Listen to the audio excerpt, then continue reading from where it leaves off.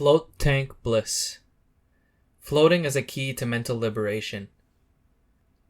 Floating has been studied and documented in scientific literature for a few years now. Some believe that the origins of this idea date back to times when our ancestors would float in salt water. The idea of the modern float tank was developed in the 1980s and has since evolved into a legitimate mental health treatment.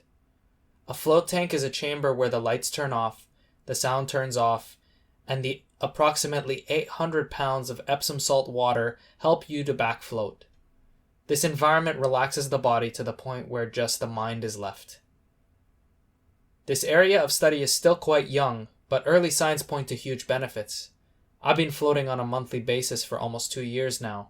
It has left me with some pretty cool insights that I'd like to share here.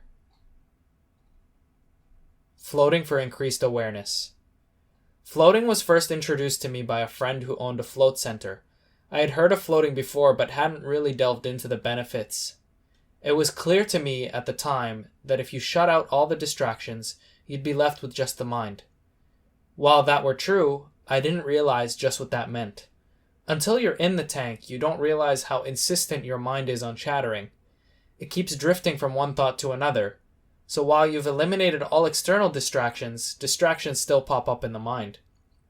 This is the perfect environment for a successful meditation. I used the opportunity to try and transcend this chaotic environment by focusing on my breath. Whenever my thoughts would drift, I would recenter on my breath. That's a big part of what floating has become for me. It's a place where I can meet myself. I get a front row seat to the cinema of my mind.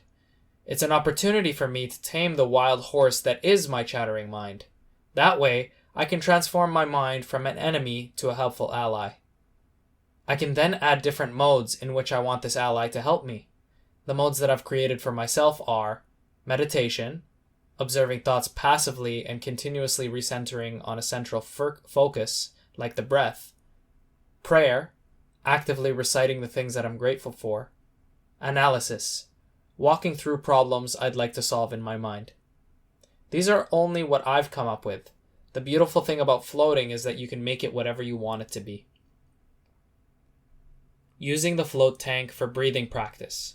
I still remember the first time I floated. I couldn't believe how much my body strained to breathe deeply. Every time I would try to take a deep breath, I would hear the water violently splashing around me.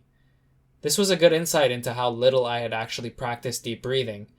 Contrary to what you might think, this is a skill that comes with practice. Most people look at breathing as an automatic process that we don't need to think about. However, if we can tune into our need for deep breathing, we can benefit mentally, physically, and spiritually. The art of diaphragm breathing has been lost over time, but is still one of the best ways to help combat depression, fatigue, and mental fog. In our daily activities, our knowledge of proper breathing can help to restore calmness and focus.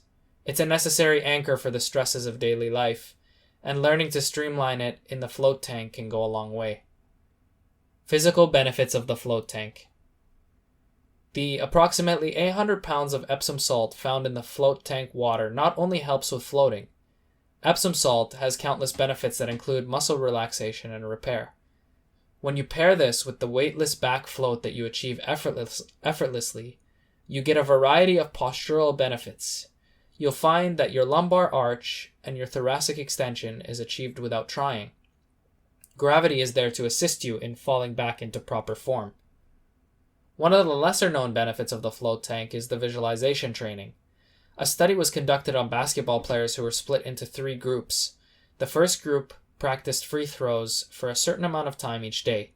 The second group practiced visualizing themselves taking free throws for the same amount of time. The third group did nothing. After the study period, it was found that those in Group 1 improved their free throws by 24%. Group 3 didn't improve, but more surprisingly, the visualizing Group 2 improved by 23%. Using the float tank as a low distraction place to visualize these physical activities may actually improve performance. I've been using this visualization technique in the float tank to analyze different jiu-jitsu techniques. Before I know it, I find myself applying the same principles in live action. The mind is more connected to the body than we realize. Thank you for listening to this article. If you enjoyed it, you can find more like it at www.banafit.com. That's www.banafit.com.